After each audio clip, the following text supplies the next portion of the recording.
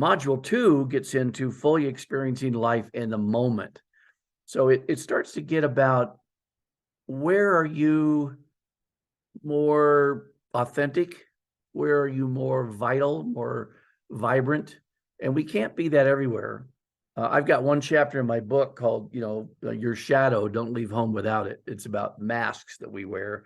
And sometimes we have to. If you go to the annual corporate Christmas party and you really don't want to be there, you put on a mask. You pretend to be having a good time and, you're doing it and you just survive and then go home. I also have a module 3 is called Do You Hide Your True Self?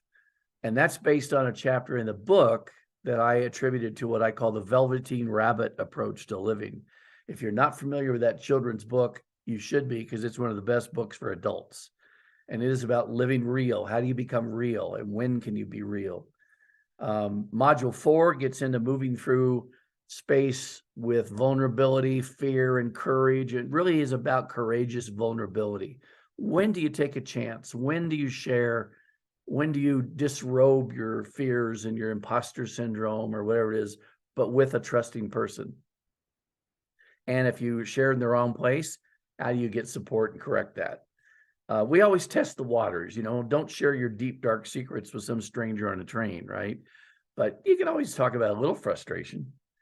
And then module 5 is about becoming more whole and more real. And that's just a deeper look at the same thing.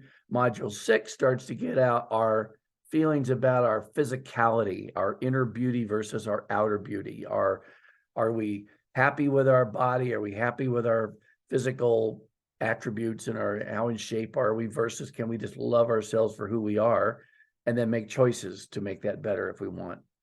Module 7 is about being perfectly imperfect because there is no perfect, right? So, well, I say right, you may not know that as the listener, but imperfection, Brene Brown wrote a lot about that, the courage to be imperfect, way after I wrote my first book. And I thought, good, there's research out there now about this. And then module 9 is break out of self-imprisonment.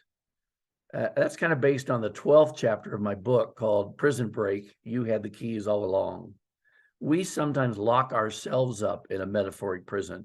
We're not really living honestly to ourselves. We're not really making choices that we maybe put on hold. And this isn't always about deep, dark stuff. This can be things you wanted to really do that you waited for. You wanted to be a dancer, but you got pregnant or got married early. Well, where is that in your life now? You always wanted to travel Europe or play baseball. Well, what about coaching Little League now? You're still involved with baseball, but you're not going to be a player at an older age. And then module 10 gets into finding your life purpose. That's key. I mean, that is key. Young people may not yet know what a purpose is, but they get snippets of it.